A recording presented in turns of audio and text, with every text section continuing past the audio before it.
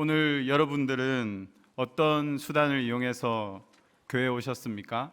아마 도보로 오신 분들도 계시겠지만 대부분은 대중교통이나 자가용을 이용해서 오셨을 것입니다. 저는 최근에 주유를 하면서 깜짝 놀랐습니다. 왜냐하면 거의 10만 원에 가까운 금액을 보면서 놀라지 않을 수가 없었습니다.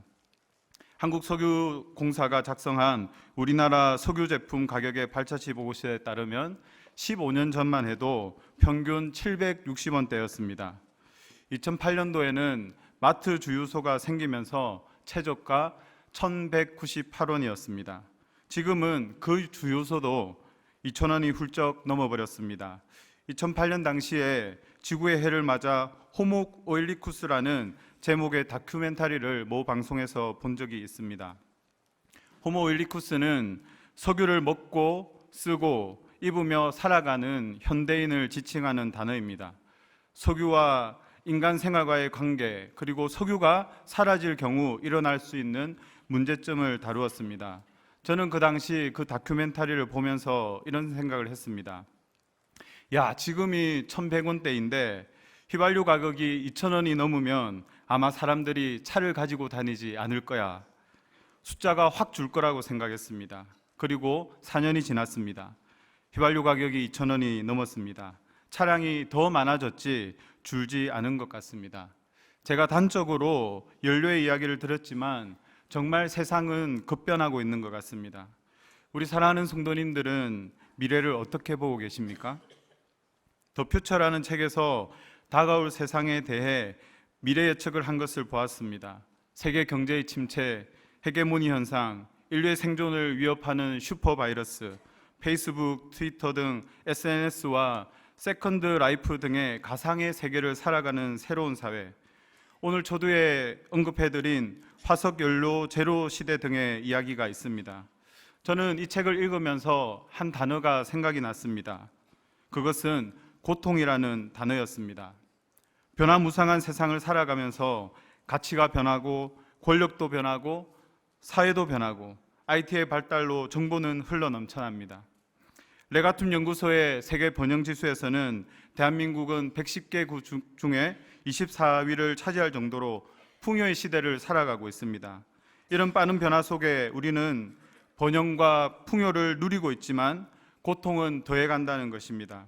우리의 삶은 메마르고 행복지수는 떨어지고 불안과 걱정은 날마다 늘어가고 소망은 줄어드는 것을 많이 보고 있습니다.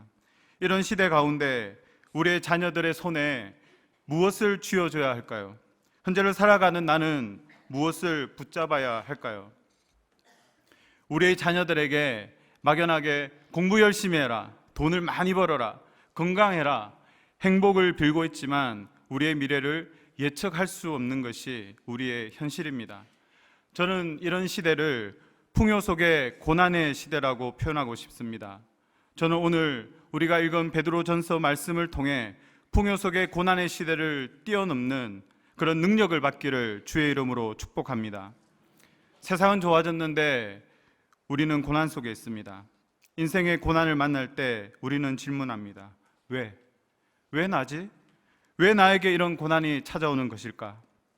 이 고난을 잘 해석하고 풀어주는 것이 저는 베드로전서 말씀이 아닌가 생각합니다. 이 한 편의 편지를 쓴 사람은 베드로입니다. 베드로는 초대교회 성도들이 세상으로부터 미움을 받고 괴롭힘을 당하고 그리스도인이면 높은 사람이든 낮은 사람이든 나이가 많든 적든 여자든 남자든 상관하지 않고 누구나 고문을 받았고 감옥에 갇혔고 죽임을 당했습니다. 그런 성도들에게 어떻게 하면 두려움이나 좌절이 없이 소망과 기쁨이 넘쳐나게 하는지에 대한 권면이 기록되어 있는 것입니다. 그래서 이 책을 고난의 책, 소망의 책, 영광의 책, 기쁨의 책이라고도 합니다. 베드로전서 1장에서는 시험으로 근심하지 않을 수 없지만 찬송의 이유가 산 소망 대신 예수 그리스도에게 있고 그 은혜를 바라보는 삶을 어떻게 살아가야 되는지에 대해서 설명하면서 서로 사랑하라고 이야기를 하고 있습니다. 베드로전서 1장 22절을 다 같이 읽겠습니다. 시작. 진리를 순종함으로 너희 영혼을 깨끗하게 하여 거짓이 없이 형제를 사랑하게 이르렀으니 마음으로 뜨겁게 서로 사랑하라. 진리를 순종함으로 서로 사랑하라고 하면서 우리의 거듭남이 살아있고 항상 있는 하나님의 말씀으로 되었기에 고난 중에 복음을 다시 들으며 진리를 순종함으로 서로 사랑하라고 권면하고 있습니다. 베드로는 성도들에게 고난 중에 산소망을 붙잡고 거룩한 생활을 하기 위해 성장하라고 말하면서 성장을 위한 두 가지 제안을 합니다. 베드로전서 2장 1절과 2절 말씀을 다 같이 읽겠습니다. 시작. 그러므로 모든 악독과 모든 기만과 외식과 시기와 모든 비방하는 말을 버리고 갓난 아기들 같이 순전하고 신령한 젖을 사모하라. 이는 그로 말미암아 로 구원에 이르도록 자라게 하려 함이라. 그리스도인의 성장을 위한 제안, 첫 번째는 버리라는 것입니다. 버려야 할 것이 무엇입니까? 악독과 기만과 외식과 시기와 비방하는 말을 버려야 됩니다. 악독은 부당한 방법으로 자기 성취를 시도하는 것이고, 기만은 정직하지 않는 속임을 말합니다. 외식은 마음에도 없는 행동을 말하고, 시기는 진실을 왜곡하는 타인을 향한 정오를 말합니다. 비방하는 말은 악의에 가득 찬 마음으로 헐뜯고 비웃어 말하는 파괴적인 은사를 말합니다. 그런데 이 버려야 할 것들을 곰곰이 보면 우리가 살아가는 지금 이 시대를 그대로 반영하고 있는 것 같습니다. 요즘 4개의 저축은행 영업정지로 국민들이 고통 가운데 술렁이고 있습니다. 지난 5월 7일 월요일 조선일보 일면 기사에 이런 기사가 났습니다. 고객돈 1,500억을 빼내어 개인 리조트를 산 미래저축은행 회장이 중국으로 밀항하려다가 잡혔습니다. 솔로몬 저축은행 회장은 어떻습니까? 언론을 상대로 회사를 살릴 수 있도록 시간을 달라고 말했지만 수사로 추징을 당할 것을 생각하고 고가의 아파트를 부인의 명의로 돌리고 멀쩡한 계열사를 파산시켜 배당금 30억을 챙긴 것이 금융당국의 조사 결과입니다. 이렇게 악독과 기만과 외식과 시기와 비방하는 말로 그들의 성공 신화는 끝이 나버렸습니다. 버려야 할 이 말들의 근원에는 마음의 정욕, 자기사랑, 자기중심적인 태도, 하나님을 마음에 두기를 싫어하는 것이 있습니다. 얼마 전 우리 게시판에 올라온 한 성도님의 글입니다. 교사로서 학교에서 만나게 되는 정말 불쌍한 학생은 공부 못하는 아이도 아니고 가난한 아이도 아니고 키 작고 못생긴 아이도 아닙니다. 내가 정말 불쌍하다고 생각하는 아이는 항상 자신만이 옳다고 생각하는 아이, 다른 사람에게는 너무 쉽게 큰 상처를 주고서도 당연한 듯 살아가면서 자신이 입은 작은 상처에는 불같이 화내는 아이, 이런 우리의 아이들이 미래의 신문의 날 그런 패망의 길을 걷게 되는 불쌍한 사람이 될지도 모릅니다. 항상 자신만이 옳다고 생각하는 것, 자기 중심적인 것, 정직하지 못한 것, 그것을 버려야 합니다. 성공으로 보였지만 결국은 망하는 것을 보면서 우리의 자녀들에게 무엇을 주어야 합니까? 저는 버리고 가져야 할 것을 두 가지로 보았습니다. 그 하나가 정직, 도덕성입니다. 진정한 21세기의 성공 트렌드가 있다면 많은 학자들이 정직과 나눔이라고 말합니다. 사회에서 매를 맞는 이유가 무엇입니까? 정직하지 못하기 때문입니다. 앞서 말씀드린 저축은행 회장들도 성공 신화를 썼지만 그들의 실력과 탁월함은 인정하지만 정직하지 못해서 결국 무너졌습니다. 하지만 성경의 다윗을 보면 희망이 있습니다. 죄에 빠졌을 때 살인을 하고 음란하였던 다윗이 하나님 앞에 이런 고백을 합니다. 시편 51편 10절 말씀에 하나님이여 내 속에 정한 마음을 창조하시고 내 안에 정직한 영을 새롭게 하소서. 이렇게 고백하고 회개하고 돌아선 다윗을 하나님은 마음에 합한 사람이라고 말씀하고 있습니다. 그렇기에 정직을 회복시켜야 합니다. 아이의 사생활이란 책에서 도덕성, 정직의 중요성을 이야기합니다. 책에서 도덕성은 훈련과 연습으로 생긴다는 것입니다. 기도하고 끝내는 것이 아닙니다. 끊임없이 훈련과 연습이 있어야 한다는 것입니다. 우리 부모님은 어떻습니까? 어떤 본을 보이고 계십니까? 입술로는 정직을 이야기하면서도 쉽게 어기는 것들이 있지는 않습니까? 아이들은 부모의 등 뒤에서 배운다는 것을 잊지 마십시오. 버리고 가져가야 할 것 두 번째는 나눔입니다. 프로보노는 재능 기부를 뜻하는 말인데 공익을 위하여라는 라틴어 프로보노 푸블리코의 줄임말입니다. 미국의 변호사들이 어려운 사람들을 위해 무료로 일을 하는 것으로부터 시작되었습니다. 현재는 의료, 교육, 문화예술 등의 다양한 분야의 전문가들이 자기들의 전문 지식과 기술을 이용하여 벌리는 봉사활동을 프로보노라고 말하고 있습니다. 오는 주일 저녁 오후 5시에 분당 중앙공원 야외 공연장에서 10주년 기념 우리 함께 걸어요 나눔 행사를 가지고 있습니다. 7시부터는 나눔 음악회가 열립니다. 원더걸스의 예언, 울랄라 세션, 2개월, 노을, 박지혜, 박미선, 신용원 등의 믿음의 연예인 형제자매들이 재능 기부로 행사에 동참을 합니다. 이들이 이렇게 재능을 기부하는 목적이 무엇입니까? 우리 사랑하는 성도님들이 동참한 사랑의 빵이 모아져 인도 빌라스푸르 지역에 학교를 세우는 교육사업과 에듀투게더 교육관을 건립하기 위함입니다. 가난한 이웃들을 위해 자신들이 가지고 있는 재능을 기부하는 것입니다. 저는 재능 기부라는 단어를 접했을 때 저희 교회 에듀투게더 사역이 생각났습니다. 지난주일 에듀투게더 소개 영상을 우리가 보셨듯이 에듀투게더는 저희 교회가 2009년도부터 시작한 청소년 교육 사업 복지 사업입니다. 재능 기부로 현재 세 곳의 캠퍼스에서 82명의 청소년과 46명의 자원봉사자 선생님이 함께 공부를 하고 있습니다. 안치경 선생님의 인터뷰에서 나중에 뭐가 되고 싶니? 그렇게 물었을 때 돈만 많이 벌면 된다는 그런 아이들이 이들의 재능 기부를 통해서 하고 싶은 것, 되고 싶은 것, 훌륭한 사람, 좋은 사람, 남에게 베푸는 사람, 그런 사람이 되고 싶다고 이야기하는 것을 들었습니다. 저는 선생님이 되고 싶어요. 저는 헤어 디자이너가 되고 싶어요. 가수가 되고 싶어요. 외교관이 되고 싶어요. 라고 말을 듣는데 저는 돈만 많이 버는 선생님, 돈만 많이 버는 헤어 디자이너, 돈만 많이 버는 가수, 돈만 많이 버는 외교관이 아니라 남에게 베푸는 그런 전문가가 되기를 소망합니다. 이렇게 들리는 것입니다. 이번 행사에 재능을 기부하는 연예인의 출연료와 선생님들의 그 가해 비용을 계산하면 어떨까요?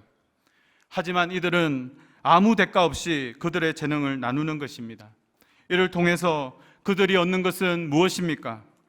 마음이 뜨거워지는 것입니다. 당사자도 마음이 뜨겁지만 이것을 보는 그 자녀들도 마음이 뜨거워지고 그 혜택을 누리는 82명의 아이들 또한 그 나눔을 배운다는 것입니다.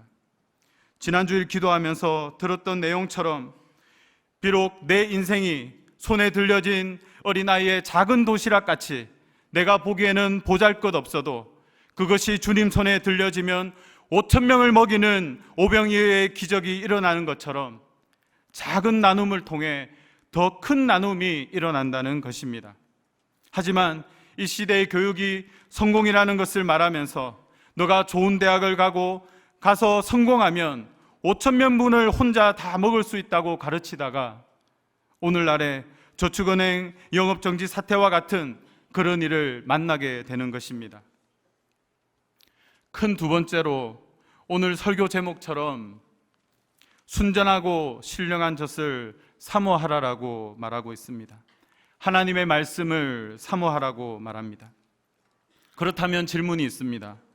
나는 이렇게 힘들고 어렵고 고난 가운데 있는데 부당한 이익과 자기 중심적인 것을 버리고 하나님의 말씀으로 채우면 나에게 무슨 유익이 있단 말인가? 제가 고등학교 때 성경을 읽고 있으면 친구들이 놀리며 이런 말을 했습니다. 야, 성경이 밥을 주냐, 돈을 주냐, 뭘 주냐? 우리 사랑하는 성도님들은 어떻게 생각하십니까? 저에게 물으신다면 네, 줍니다. 저는 준다고 믿습니다. 다시 한번 베드로전서 2장 2절의 후반절 말씀을 다 같이 읽겠습니다. 시작. 그로 말미암아 너희로 구원에 이르도록 자라게 하려 함이라. 말씀을 사모해야 되는 목적이 나오는데 너희로 구원에 이르도록 자라게 하기 위함이라고 말하고 있습니다. 베드로전서 1장 23절은 살아있고 항상 있는 하나님의 말씀으로 우리가 거듭났다고 기록하고 있습니다. 시편 1편 2절에도 복 있는 사람은 하나님의 말씀을 묵상하는 사람이라고 말하고 있습니다. 왜 하나님의 말씀을 읽는 사람이 복 있는 사람입니까? 그것은 하나님의 말씀은 구원에 이르도록 자라게 하기 때문입니다. 성경은 분명하게 성경에 기록된 두 가지 목적이 있다고 이야기를 하고 있습니다. 디모데후서 3장 15절과 17절 말씀에 기록되어 있는 것처럼 그것은 구원에 이르는 지혜가 있게 하고 하나님의 사람으로 온전하게 하기 위해 이 말씀을 사모해야 된다는 것입니다. 작년에 어떤 학생이 저에게 문자를 주었습니다. 목사님, 성경을 읽고 싶은데 시간이 없어요. 도와주세요. 만나서 이런저런 이야기를 하는데 아이가 이런 이야기를 합니다. 학교를 끝내고 또 학원을 가고 과외를 합니다. 그리고 이것저것 다 정리하고 나면 저녁 12시 30분인데 성경 읽을 시간이 없다는 것입니다. 부모가 아이에게 좋은 것을 주고 싶어서 학원을 보내고 과외를 시키고 그렇게 합니다. 하지만 우리에게 너무너무 중요한 하나님의 말씀을 잊어버린 채 우리의 시간은 그렇게 흘러가고 있는 것입니다. 이것을 마태복음 7장에 나오는 반석 위에 지은 집과 모래 위에 지은 집을 통해 이해할 수 있습니다. 예수 그리스도를 믿음으로 말미암아 그 기초 위에 집을 지은 사람과 아무리 좋은 가해와 성적과 건강과 행복과 성공을 쌓아두어도 모래 위에 지은 집처럼 그 기초가 흔들리면 모든 것이 허사가 되고 마는 것입니다. 그렇기에 오늘 베드로는 아시아에 흩어져 있는 나그네인 성도들에게 하나님을 마음에 두기 싫어하는 것을 버리고 하나님의 말씀을 사모하라고 말씀하고 있는 것입니다. 저는 매년마다 하나님을 더욱 사랑하고 가족을 사랑하고 저를 사랑하기 위해서 새해를 시작하면서 한 가지씩 저는 버립니다. 먼저는 TV를 버렸습니다. 그리고 그 다음에는 인터넷 서비스를 해약하였습니다. 불편함은 있습니다. 하지만 주님 주신 제한되어 있는 168시간을 어떻게 보내야 될 것인가? 찬송가 94장의 고백처럼 주 예수보다 더 귀한 것은 없네라고 찬양은 하지만 내 삶 속에 주님보다 더 귀한 것들이 있더라는 것입니다. 저에게는 TV 드라마였고 인터넷 게임이었고 먹는 것이었고 그래서 저는 한때 96.5kg가 나간 적이 있습니다. 매년마다 하나씩 버리면서 주님을 더욱 사랑하게 되었습니다. 아내를 다시 찾았습니다. 아이들과 함께 매일 놀 수 있게 되었습니다. 좋은 아빠가 되었습니다. 매일 탄천을 긋고 운동을 하면서 예수님의 이름으로 나 조형래를 사랑하게 되었습니다.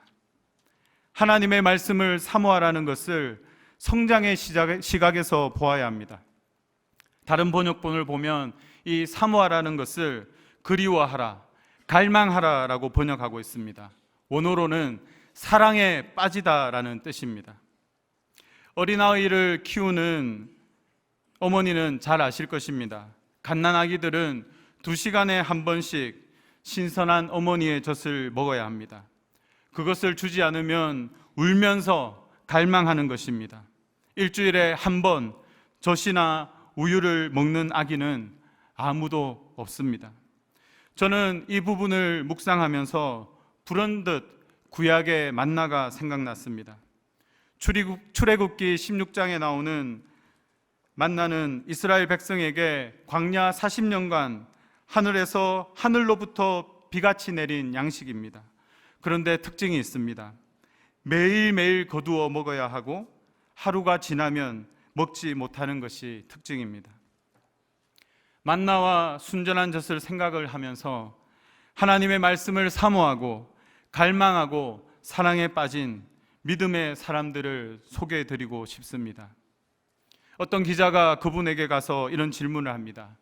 성경을 어느 정도까지 읽으신 건가요? 그는 이렇게 대답합니다. 읽어드리겠습니다. 21살이었어요. 그때부터 이 나이까지 만 65년이 되는군요. 저 딴엔 죽을 힘을 다해 읽는다고 읽었습니다.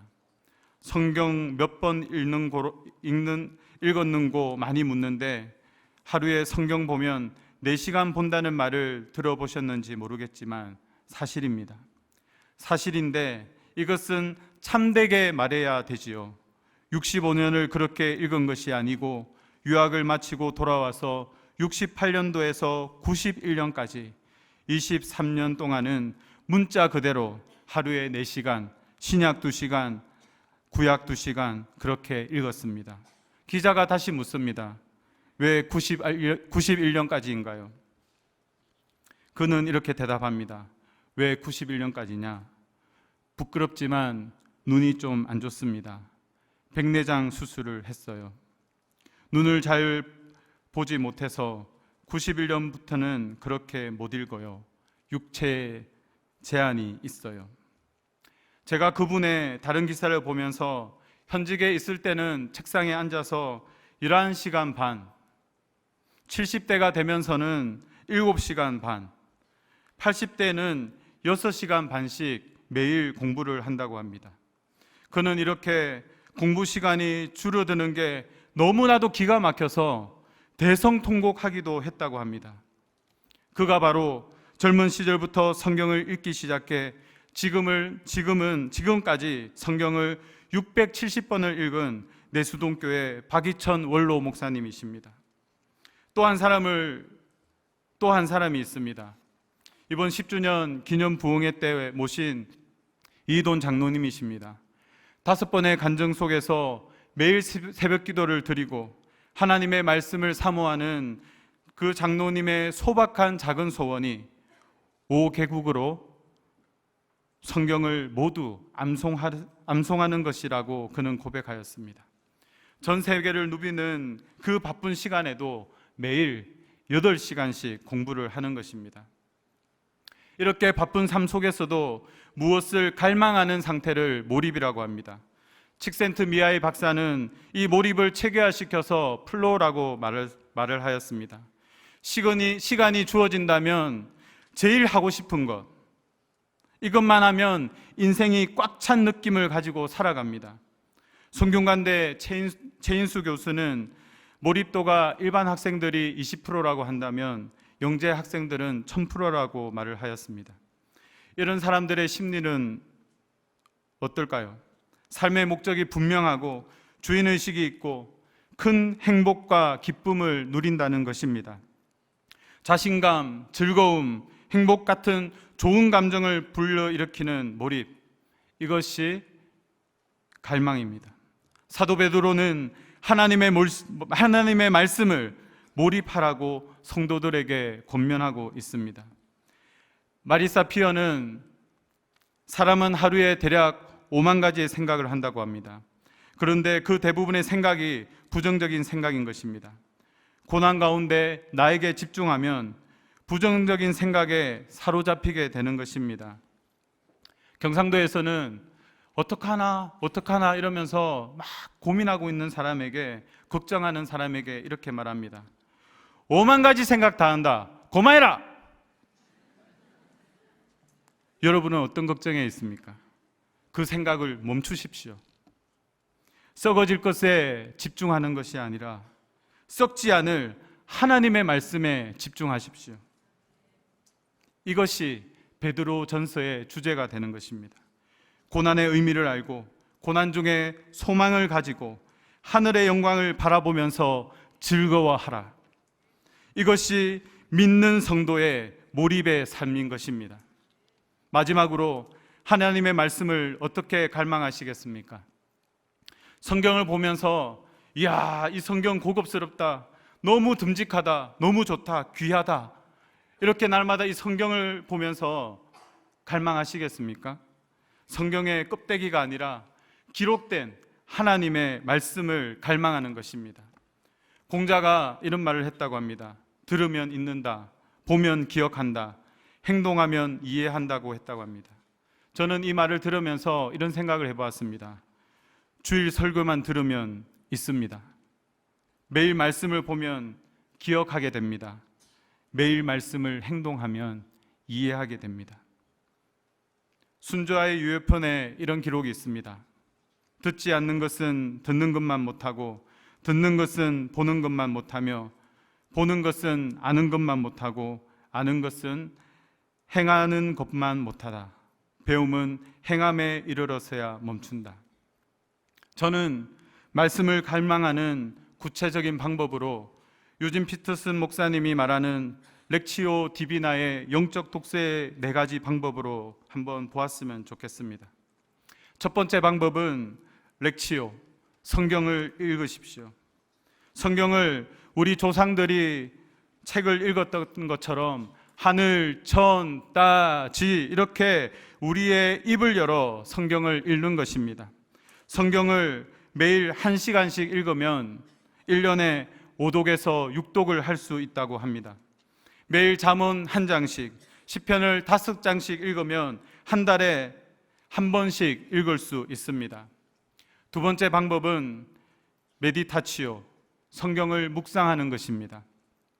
큐티를 통해 이루어질 수 있는 것인데 주어진 말씀을 생각하는 것입니다. 전후 문맥을 통해 말씀을 이해하는 것입니다. 세 번째 방법은 오라티오, 기도하는 것입니다. 말씀을 가지고 기도하면서 찬양하고 돌아보고 회개하고 실천할 수 있는 마음의 새로운 변화가 일어나는 것입니다. 네 번째 방법은 콘템플라티오, 말씀대로 사는 것입니다. 하루하루의 삶 속에서 실천되어지는 하나님의 말씀이 있을 때 진정한 능력이 나타나는 것입니다. 베드로전서 2장 4절에서 5절 말씀을 다 같이 읽겠습니다.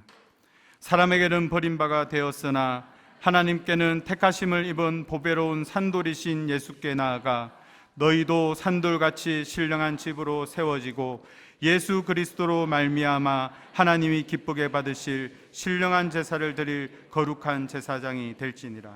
아멘. 이렇게 말씀을 갈망하시고 본이 되신 분이 바로 예수 그리스도이십니다.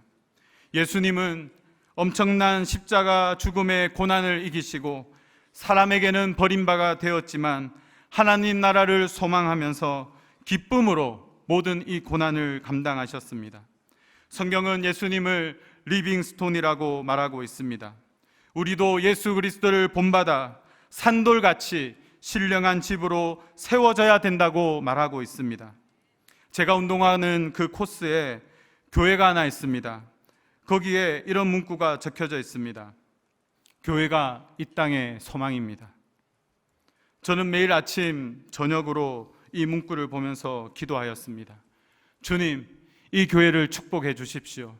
주님, 분당 우리 교회를 축복해 주십시오. 주님, 한국의 5만여 교회를 축복해 주십시오. 그런데 제가 이 말씀을 읽으면서 생각의 전환이 있었습니다. 교회 건물이 아닌 여기에 계신 사랑하는 산돌인 성도 여러분이 이 땅의 소망인 것입니다. 변하지 않는 하나님의 말씀을 2000년 넘게 내려오는 믿음의 명문가들은 이렇게 순전하고 신령한 젖을 사모하였습니다. 다 같이 3절을 다 같이 읽도록 하겠습니다. 시작. 너희가 주의 인자하심을 맛보았으면 그리하라. 다른 번역본을 보면 여기에 인자하심이 gracious, 은혜가 넘쳐 흐르는, 원어로는 은혜를 말하는 카리스에서 왔습니다. 이것을 직역하면 너희가 주의 은혜를 맛보았으면 그리하라. 너희가 주의 은혜를 맛보았으면 그리하라. 주의 은혜가 여러분 가운데 있습니까? 주님의 은혜가 여러분 가운데 있습니까? 갓난 아기와 같이 하나님의 말씀을 갈망하는 저와 여러분이 되기를 축복합니다.